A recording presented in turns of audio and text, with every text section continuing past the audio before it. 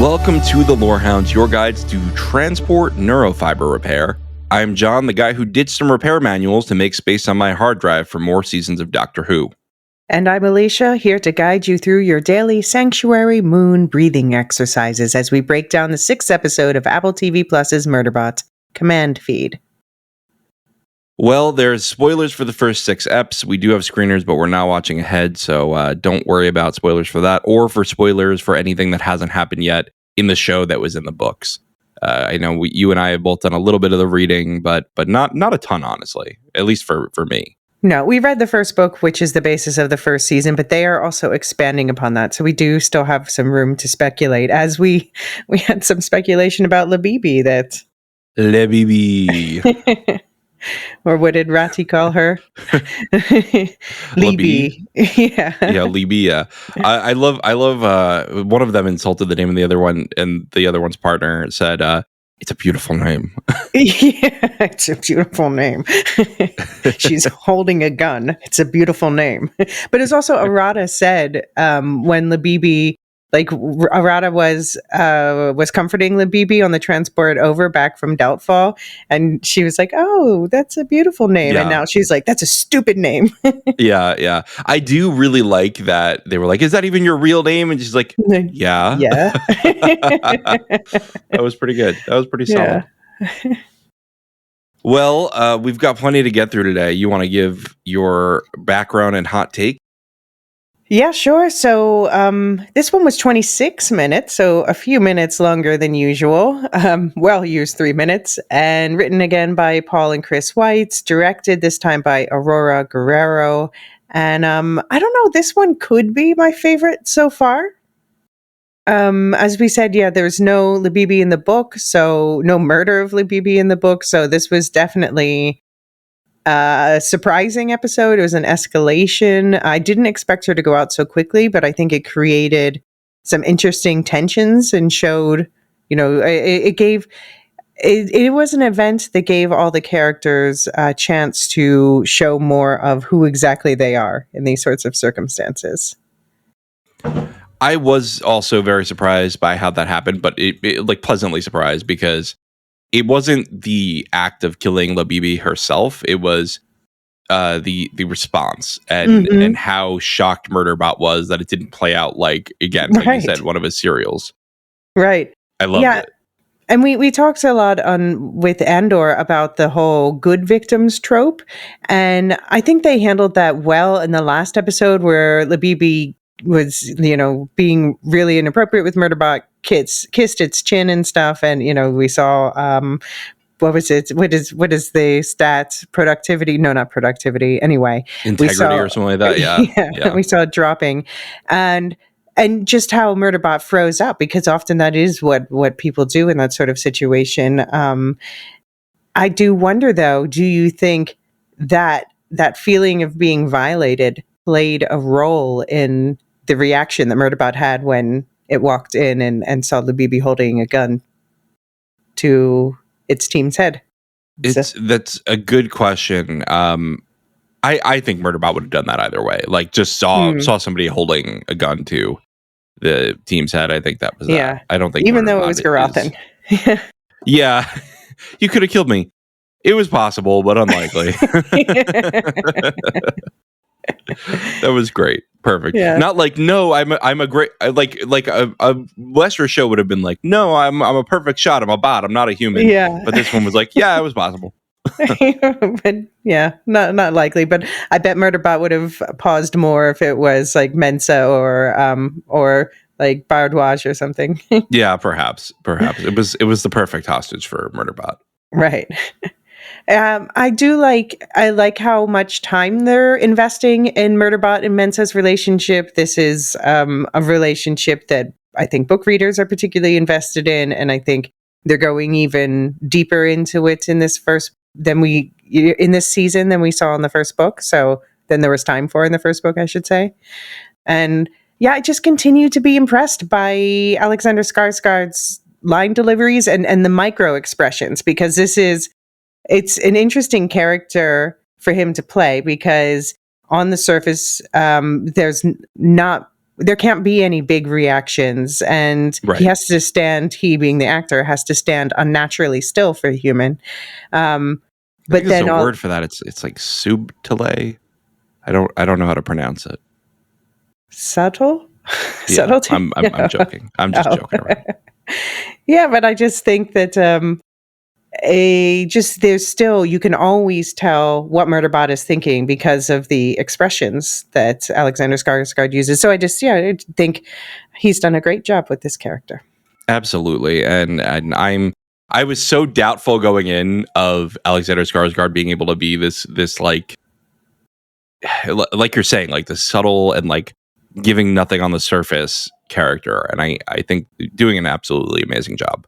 Yeah, I just shared an interview in on the Discord from Collider, where they were interviewing him, Jack McBrayer, and Paul and Chris Weitz, and it's a delightful, really insightful interview, but also a really great interview for highlighting the friendship between Alexander Skarsgård and Jack McBrayer. There's a really funny story about underwear. But it just, he talked about how he has to be restrained for a lot of the time with his character. But then inside Murderbot's head, Murderbot's a total drama queen.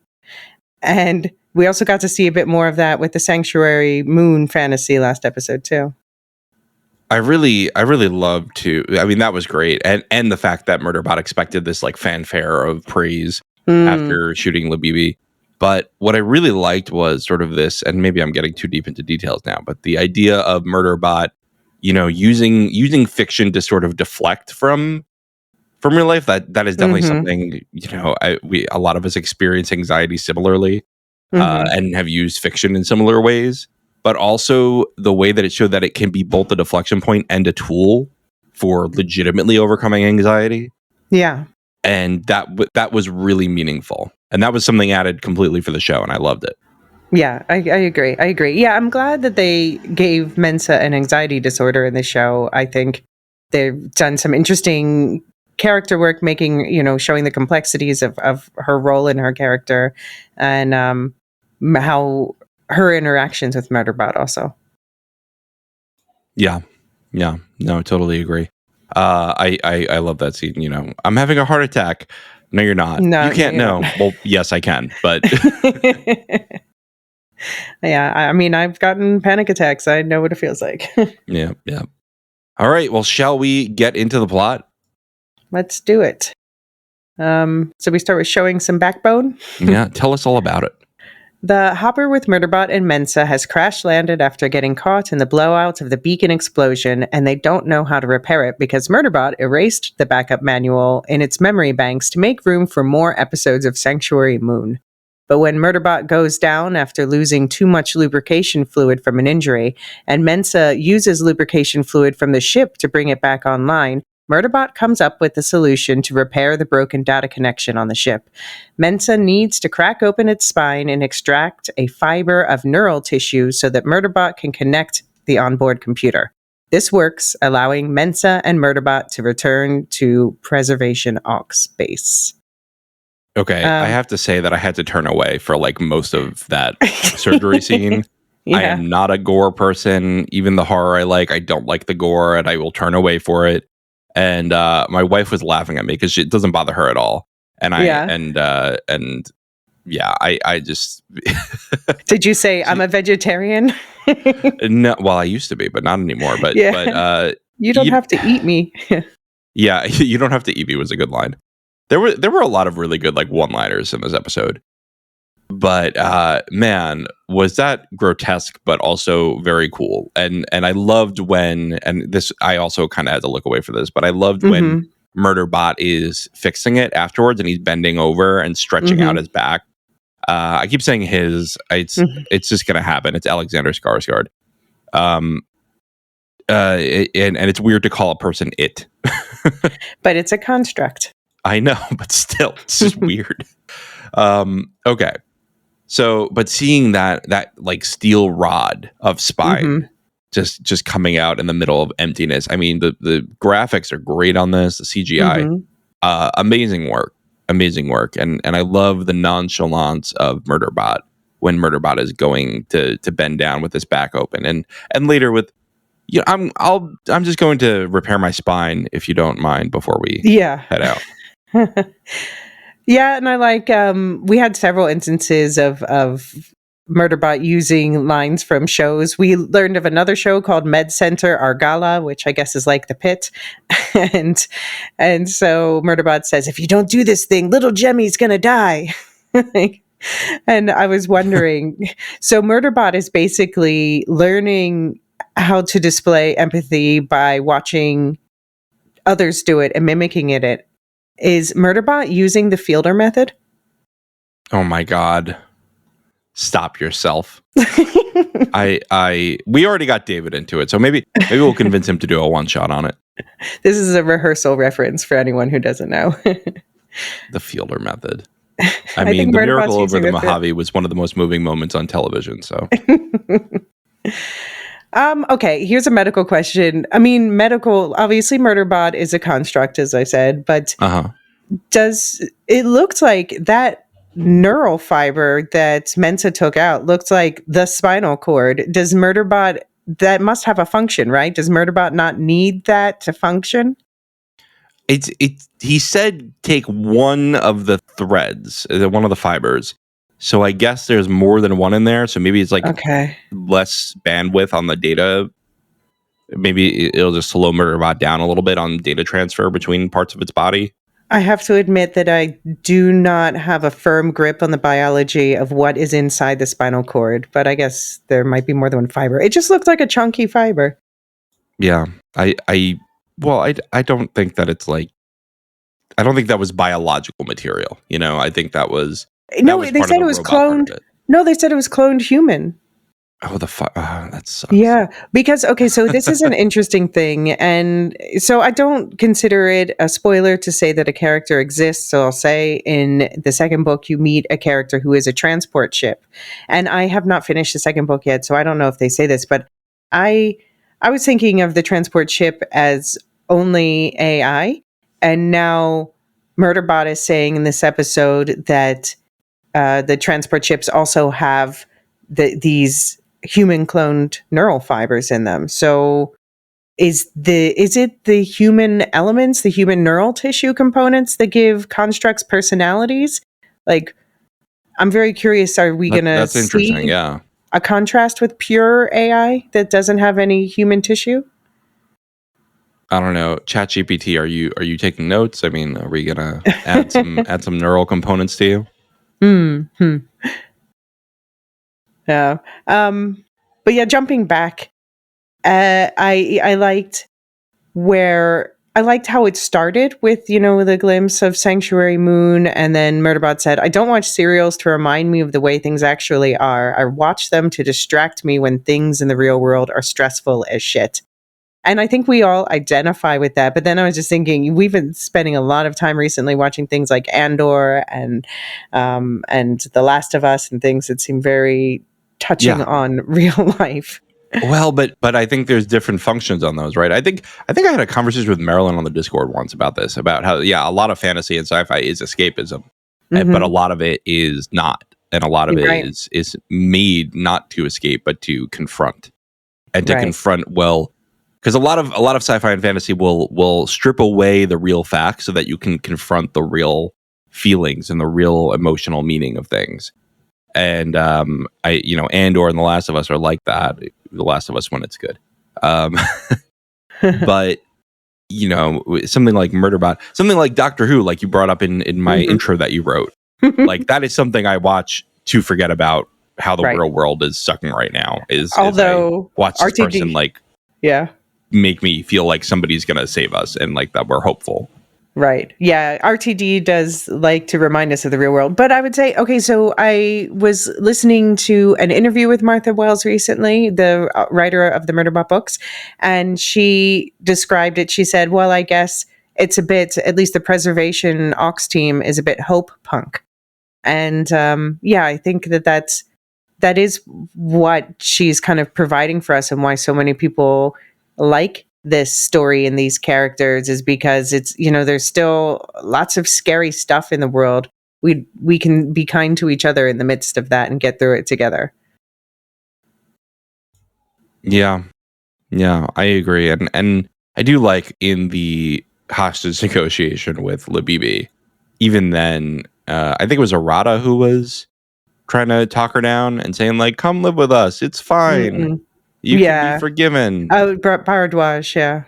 Oh, it was Bharadwaj. I can't keep the name straight. So Bharadwaj is like, "Hey, it's all right, dude. Like, you don't have to. We can figure out your corporate debt or whatever. Don't worry about it." And then the one thing that they can't give is money, right? Right. Yeah, they can give something more valuable. But that is, Labibi was not raised in that system. She was raised in a world, whatever her real background is, where money is king. And like, if you live in this, like, horrific capitalist landscape that she seems to be from, like, money is power, right? Like, money is freedom. And that it's hard to shake that. Yeah. Maybe she needs to watch more Sanctuary Moon.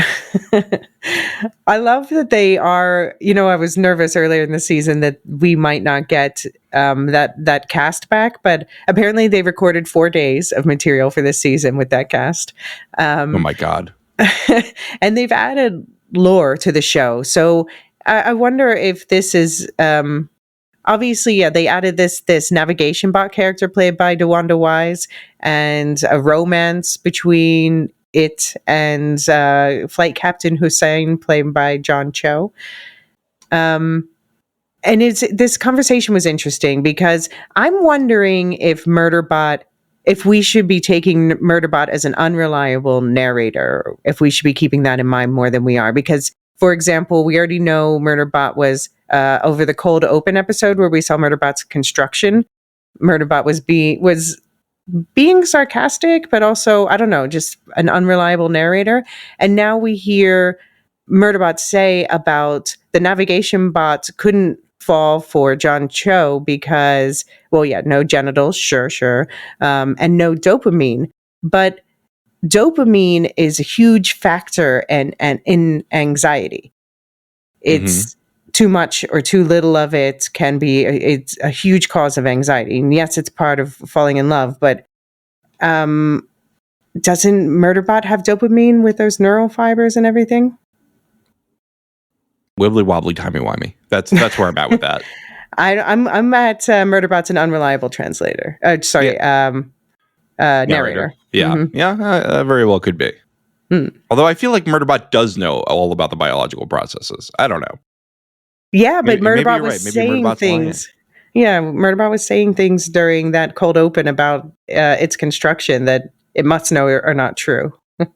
I also really like the whole thing. You must remember, I'm not human. Things that would normally incapacitate a human would.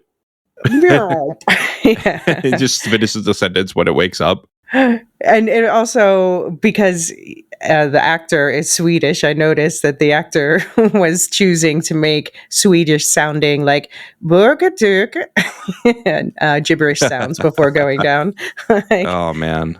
Sometimes I forget you're Swedish, but not right now. You can't get it out all the way. No, nor would you want to. I love also the worst fight he and Mensa have had to date. As she said, it is not even a premium quality show. And he says, it says, agree to disagree. Do you think Murderbot knows all the lore about Sanctuary Moon? Would Absolutely. Murderbot make a good podcast host? No. Murderbot would make a good podcast researcher. Okay. Murderbot would not be good at hosting a podcast. Oh. He'd be like, why are you asking me questions about? I liked Mensa's panic attack was pretty seemed realistic. Like, even you could see the way she put her hands down. One of the things that's happened to me when I have a panic attack is I get what I call the claw, where like my hands kind of seize up and I can't really use them normally. I don't know if you've ever experienced that. It looked like she was having that also. Oh, wow. I didn't even Um, notice. but I love that whole exchange there when Murderbot shows her, and at first she's like, "You're showing me this freaking show that you deleted the manual for," and then you see this dawning realization on her face and like understanding and warmth, and yeah. Yeah, she really got won around, and I hate to say that because she already kind of was won over by him. Hmm. But there definitely was a rift for a little while. Also, I just realized that Alexander Skarsgård was the buyer in Succession. I completely Hmm. forgot about this. Okay, yeah. I always remember he was someone interviewed him just like on a red carpet somewhere going into an event and was like, and they're like, I don't really watch a Succession actually, and he's like, oh, neither do I. That's funny. But this show, it sounds like he was very involved from the beginning with design and story shaping and everything. So he's That's very cool. into this one. Yeah. And Yeah. he's 48. He looks much younger. Good for him. Yeah. Yeah. Um, I think just Murderbot is, we got some interesting character, not development, but display here, where we saw how Murderbot sounded very distant to Mensa, like about, yes, someone is probably on their way to kill them, because, as it said in its head, because I didn't want to sound as freaked out as I actually was. And it's in trying to keep Mensa calm, it actually made her more mad. But then Murderbot's actually the most mad at itself. Like, they're all going to die because of you, piece of total shit. Yeah. It's just also relatable. Yeah. Yeah. It's you're your own worst critic, aren't you? Mm-hmm. Mm-hmm. Yeah. And sometimes when you're trying to act too cool or too upbeat or, well, at least this, it can make the other person feel worse. I agree. All right. Want to take a quick break and then we'll get back to the episode. All right.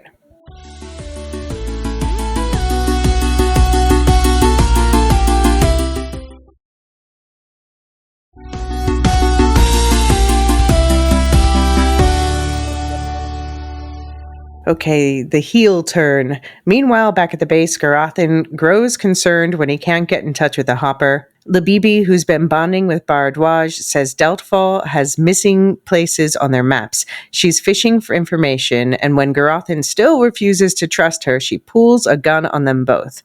She has Bardwaj call down the others so they can sit at gunpoint too. And so Bardwaj is like, what's that? She didn't know what a gun was. I now understand why Mensa was going to put Pinley in charge. Pinley definitely knows what a gun is. Right, yeah, and well, I bet you I can't say any of these stupid names. Garathan. I bet you he knows what a gun is, but because he's from the corporate rim. Uh-huh. But corporate rim. Am I being Star Warsy right now? No, you're area. Right. You corporate rim. Yeah, it's true. Yeah, okay, it's probably a Star Wars nod. Yeah. But yeah, I see why also not Garathan, because Garathan takes everything personally while having no outward emotion. Although, okay, I'm thinking about this corporate rim thing. What's in the core, I wonder? If the corporate rim. Interesting, yeah. So what did you think of Rati's music skills? Not great. It's funny because like I love Rati and I also love to hate Rati. Like the most cringe guy, but like I don't know. I think David would hate this character. Although we got him watching the rehearsal, so maybe he'll like him. But this is watching him try to like get into the massage chain and like forcing his way in the front of it, and Pinley is so done with him. Absolutely insane. I felt like Pinley was melting a bit. Well, first of all, because he's good at massaging, and then also that when he was agreeing with Pinley, then they were sort of like, "Oh, maybe I'm being hard on Rati," and then it comes to the discussion of Murderbot, and And Pinley's like, I don't trust that Murderbot. And and Rati and Arata is like, no, actually, I kind of vibe with him. And that's when Rati stops massaging Pinley and goes to sit in front of Arata. And it's like, no, now I'm vibing with Arata more right now. Yeah, I don't know what Roddy's game is. Is Roddy smarter than he seems? I don't think so. I don't think so. Also, is this like this squeaky bagpipe, which it looks plastic, it sounds plastic, it's basically a glorified whoopee cushion. Is this a regular thing that people play? I don't know. It kind of gave me, I don't know if you're a big Office watcher, but I've seen it all, at least. Yeah, when Andy at Helms is like playing the sitar at the Christmas party. But a sitar like, is playing a sitar? A sitar is a much more pleasant, and I have to say I do like normal bagpipes that are not little plastic whoopee cushions. So, but this was just an unpleasant sound. And well, to be clear, Andy was poorly playing the the sitar. Fair. Yeah, that's true. Which is why it reminded me of this, and it was like completely out of place. So, did you get the impression was Rati doing that instead of helping Pinley and Arata pack, or did they tell him, no, we don't need your help. We'll just, you do your thing and because everyone else was packing up the car except Rati. I don't know. Maybe my guy travels light. You never know. I think they were I got my backpack, nothing else. I think they were packing like common, science stuff or whatever. I brought one shirt. Oh.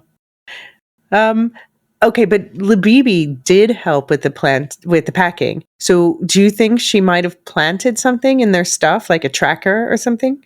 That could be. But also I think she just wanted to like see what they had too.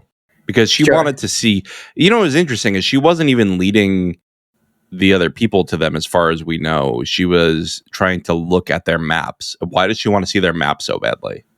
Spying, I guess. She was going to see what she could find out before they killed them. Before they got got? Before they got got, yeah. All right. Yeah, I wonder what they found out from the last group. Or if it was a similar thing where it just, they cottoned on and had to do something. This is all, by the way, addition from the book, so we're not spoiling anything, anybody. What did you think of the moment, though, where Labibi and Bharadwaj, they seem to have this connection, and there was this kind of weird thing where it's like Labibi wanted to hold Bharadwaj's hand. She was making an excuse to hold her hand, and then like, tell me about that scar, and then kisses the hand, and Bharadwaj is like, that was sweet. What was was Labibi doing something? Did she like put something on her arm, or what? Yeah, what was that all about? That was weird and not explained. I don't know. And now you have to go back and look at every one of Labibi's actions and be like, were you being genuinely stupid here? Or I was looking at that for sabotaging? Yeah. yeah. I think we were both suspicious last episode. Like, is this just from this other? I mean, you and I knew that there was some other factor because we read the book, right? But even without knowing that, like, clearly somebody attacked Deltfall, and we were both like, was she from Deltfall or not? Because there definitely was the very real possibility that this new added character for the show was not from Deltfall. Yep. I like that the show remembers that Bharadwaj still has PTSD from her run-in with the giant creature. And I think it's interesting. She tells this story to Labibi, and then later, when Labibi's trying to get information from Bharadwaj and Garothan, Labibi repeats back a similar story. So I'm wondering, I mean, there was some confusion there because she also said when we went to the places on the map with the gaps, and then she said they came back. So she's definitely an unreliable narrator. But did she just parrot back Bharadwaj's story, or were these events that really happened to her and or her team? No, I think it was a lie. I think that this was just parroting the talking points. This was trying to mirror to instill trust. All right. She's following the Labibi system. I couldn't tell you what the system is because it's too long. Do you think it's possible that she really was an indentured servant? You know, she said the whole thing about her contract. Her contract was bought, and she had 1.5 times hazard pay. So was she really not? She was just trying to. Yeah, she's just doing this to get out of being an indentured servant. I think that she's an indentured servant, but I think she could get out of being an indentured servant in a lot of ways. But she wants to be rich, not just an indentured servant. Yeah. Yeah, and she also, there was a whole thing where she told Bardwaj that she was trying to save, because Bardwaj, like you said, said, okay, come back to Preservation Alliance with us. And she was like, no, I want money so that I can have kids. And then later Bardwaj is like, do you even like kids? She's like, I hate babies. So we don't know which parts of it are definitely lies, like she did not want kids. Parts of it are definitely true, like her name is Labibi. So it's like impossible to sort out which is real and which is fake. Yeah, I don't know. I will say our time with her was too short. She was hilarious. And enjoy the comic relief that wasn't Murderbot being awkward. Yeah. She was still hung up on Murderbot's potential robo-penis, but I wondered if, and so I saw someone else say this, and I had the same thought, that what if she was a rogue sex bot? And obviously it turned out that that's not the case, but just the way she was talking. She had brains. Yeah. We know that now. She said, back on the corporation rim, you bought it, you own it. And it just felt like, and maybe if she was an indentured servant, she really did feel bought and owned. I mean, she probably was. There was a reason. There's a reason we stopped doing indentured servitude in modern society. Yeah. Although arguably it still exists in different forms. But anyway, all right. Let's move on from that. Okay, but yeah, I like how they do keep it real. Like this hope punk thing I was saying, people can be kind to each other, but it's still, they have the whole conversation. How do you pay for kids? And Garathan's like, debt. and Bardwaj is like, scientific endeavor. We obtain niche scientific explanations, information that can be exploited for the public good, or sold to evil corporate fucks. Like, yeah, it is, a question of like, we want to have social programs, we got to pay for them, but also, what's money? And what is money? There is always that dichotomy of, if you're living in a market-based society, how do you fund these things? And a lot of times the answer is maybe just don't fund the bad things. But I'm not going to go into that today because you can't bait me like that, Elysia. I mean, I guess like my question is, couldn't they? I want to know what their planet looks like. Is it not a place where they can just grow the resources they need there and use that for trade the old-fashioned way? Yeah. Seems like there might be an issue like that, like lack of terraforming or something like that. Yeah. Just terraform it. It's simple. Yeah. But I think this is a good episode for Garathan. I like that Labibi, she realized she could manipulate Bardwaj and most of the others with emotional displays, but Garathan's like, nope, don't care if you're crying. She has to pull out the gun. Yeah. If my tears aren't going to work. Yeah. And I love that she does shoot him in the leg just to like prove her point. Like, I will shoot the gun. Right. Yeah. So Labibi shoots Garathan in the knee and demands that he show her their survey analysis. Bardwaj tries to talk her down, promising her sanctuary and Preservation Alliance. But Labibi, real name, wants money and lots of it. She calls them stupid, telling them that she is not from Deltfall and was never in danger. She hates babies, and Mensa and Murderbot are most likely dead. Just then, Murderbot walks in. So Labibi puts her gun to Garathan's head, and Murderbot explodes her head with its gun, shocking everyone. Murderbot doesn't understand why everyone is so upset with it for saving them, and goes to repair its spine before they leave the habitat to go somewhere else and hide. So, yeah, that was a surprise moment. I think, book readers won't be surprised that Labibi came from this third group. but I think everyone was surprised when her head exploded. Yeah, I was surprised by how quickly that resolved, but I enjoyed it too. I mean, it made sense, right? Like Yeah. this guy, he's just trying to protect his team. Take the shot. It's open. Take it. Yeah. I did think that she might be a specific character from the books, but I guess not. I don't know who you're referring to, but we can chat off here. Do you think that Labibi already reported to her people that Murderbot has jailbroken itself? No, I don't know how she would have. Well, maybe she has something in there, something on her person. I mean, she could be, have some communication device. I don't know how that works. She said she promises they'll meet the people she works for soon enough, so they know how to track her to there or know where they are. And I'm guessing that's what we saw in the opening credits with the sec units in black chasing everyone down the screen, the hill. Yeah, it's not going to go great. I don't think it's going to go great. They are coming. Yeah. And yes, I agree. Well, either they just know where this company came from because they saw them on the surveillance at Deltfall, or they could track Labibi. You can see it either way. It would be fine. There's many ways for them to find this place. I love the whole array of reactions to her head exploding. Rati spews immediately. Pinley's panic laugh is so real. Arata looks in shock again, as does Bardwaj and Garathan. From Mensa's perspective, she just had this great bonding moment, or a series of great bonding moments with Murderbot, and then comes back and this happens. What do you think Mensa thinks about it now? I mean, it's justifiable what he did, right? Mm-hmm.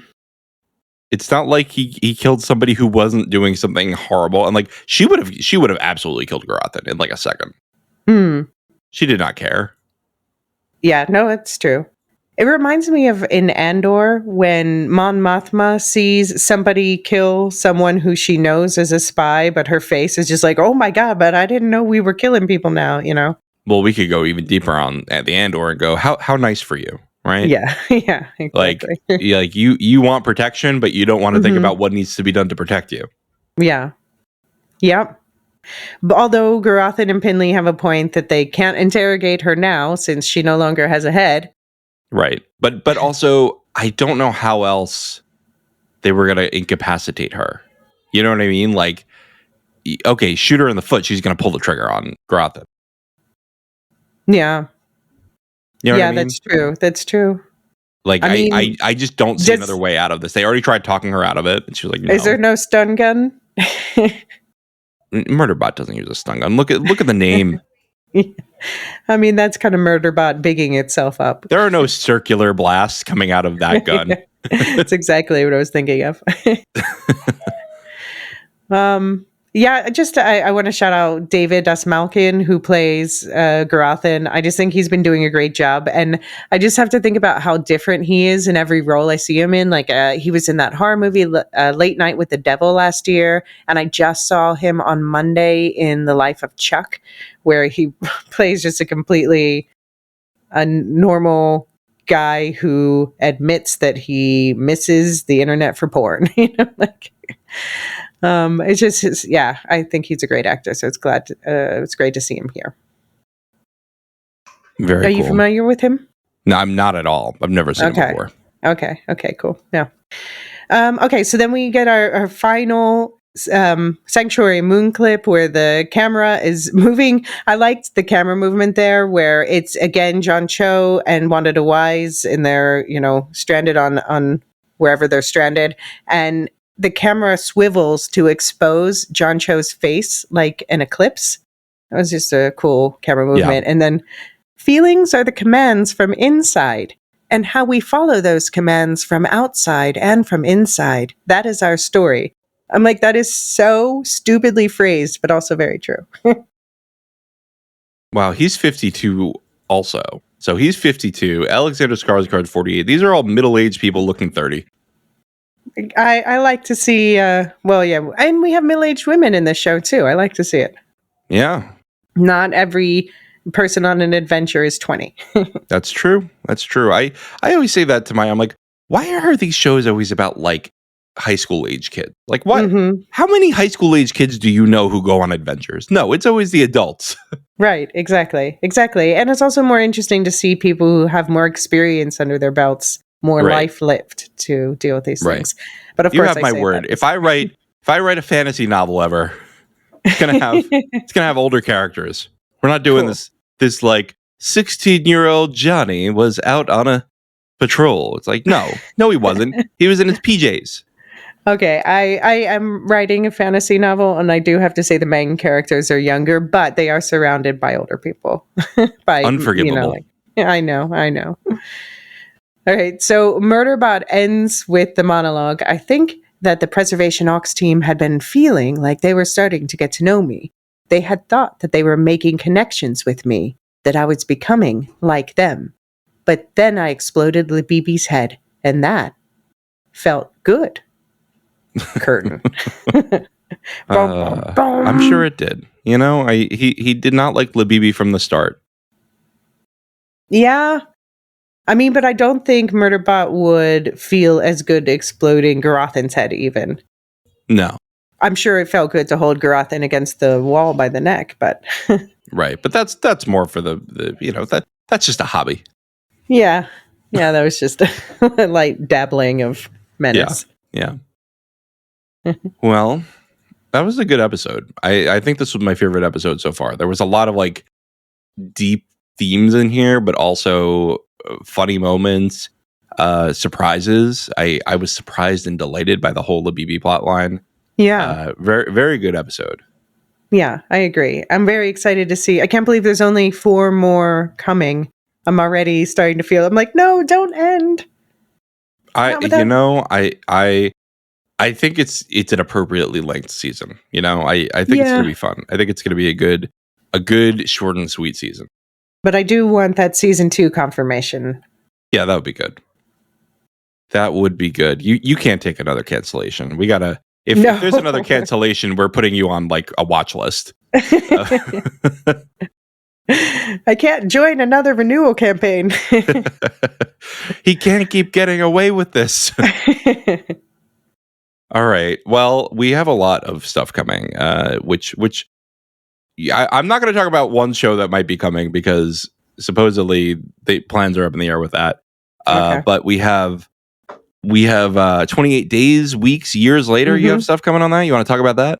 Yeah. So first, there's going to be on Monday for subscribers an episode looking back on 28 days and 28 weeks later, and that's with Jean and I, and Riley is going to be a guest host, and then we're going to have in the public feed after 28 years later comes out. We will do an episode about that in the public feed. The other one will be just for subscribers. And the 28 years later is going to be planned around Ironheart, which is starting very imminently. Okay, very cool. Very cool. I'm looking forward to that. I don't know much about the 28 Days Later universe. Ironheart, I'm interested. So let's see what happens with that. Oh, I think you would like the 28 days, weeks later world. I was just 28 prepping. minutes later. Anyway, go ahead. We're recording that episode tomorrow, and so I was just prepping for it. And now I had just gotten the theme song out of my head, and now that we are talking about it, it's back in my head. Like, anyway. If you say so, I don't know this theme song. You're just saying stuff at me. We got plenty of bonus content coming. We got you did the Sony Spider Villain Verse power ranking funeral. Yes, I started listening to that. I haven't finished it, but it sounds great so far. Yes, or as Jean dubbed it, the Sony Trash Universe. And I made an important plea about bat propaganda. Bat propaganda? Yeah, there was bat slander in Morbius, even though I also defended Morbius. Okay, fair enough. I don't think bats lack propaganda. I mean, like the most popular superhero in existence is bat themed. Yeah, but I mean, they're painted as in Morbius. They're painted as as vicious killers, and they're not. They like take a teaspoon of blood from vampire bats. Take a teaspoon of blood from sleeping animals. Interesting stuff. Mm-hmm. All right. More bat facts next week. No. Bat facts with Elysia. We've got the Gene Hackman tribute with the French Connection. We're recording that tomorrow. I've finished most of the movie. It's interesting. A lot of interesting bits in there. I watched it in the sequel. Was the sequel good? The sequel's not bad. It's, we'll talk about what I think of the first one. You're a more generous movie critic than I am. Yeah, so what I like about the sequel is that it's set in Marseille, so it's a change of scenery, and the French the criminals and the cops alike all hate Popeye Doyle, and it's funny. That's funny. His character in the French Connection is insane. Anyway, let's talk about that tomorrow, and then we're gonna have another list presented. I have to finish putting it together tonight. I have it all together. I just want to make sure my list is good. And we'll do a second 11sies this month, in addition to Second Breakfast. So y'all can get excited. And I think it's Mushroom Second Breakfast. Yes, yeah, that was your idea. Look, I just say a random word, and usually David gives me a thumbs up. And then I don't know how you feel about mushrooms, but you didn't object. I have interesting things to say about mushrooms. I'm not a fan. Okay. Well, it'll be a fun guy time. Ha ha ha. All right. Other than that, I think I'm recording a Silmarillion story with Marilyn once I can get that together. And we'll have that going, and some more shows coming down the pipeline. But for now, let's just talk quickly about our affiliates. Can you tell me about our affiliates, Elysia? So we have Nevermind the Music, where I think the last episode I listened to from them was a Time After Time one. And it was funny because I think that's the episode where Mark was explaining about the British names for music notes, which I somehow had never heard before, and they are ridiculous. There's like hemi-demi semi-quaver. And then it was funny. Then the next day, I got a podcast episode pop up that had that as the title. I'm like, I know what that is now. Thank you, Mark. That's pretty funny.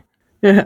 Very nice. So we've got Radioactive Ramblings, Rings, and Rituals. Properly Howard just started their Kevin Bacon Wrap season. Woolshift Dust just launching the Dune and the Star Wars Canon Timeline podcast, High Republic content right now. And I guess if anyone wants to send in thoughts about Murderbot or otherwise, please send your feedback to Lorehounds at thelorehounds.com, and also come chat with us on the Discord.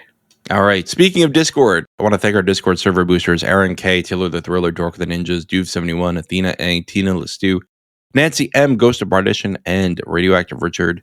And our lore masters are top tier Patreon Supercast subscribers. They are Samartian, Michael G, Michelle E, Brian P, SC, Peter OH, Adam S, Nancy M, Duve71, Brian 8063, Frederick H, Sarah L, Gareth C, Matthew M, Sarah M, Andra B, Kwang Yu, Deadeye Jedi Bob, Nathan T, Alex V, Sub-Zero, Aaron K, Dally V, Mothership 61, Gnarls, Kathy W, Lestu, Jeffrey B, Elisa U, Neil F, Ben B, Scott F, Stephen N, Julia F, Kali S, Ilmariel, /Tim, Paul K, and Adrian.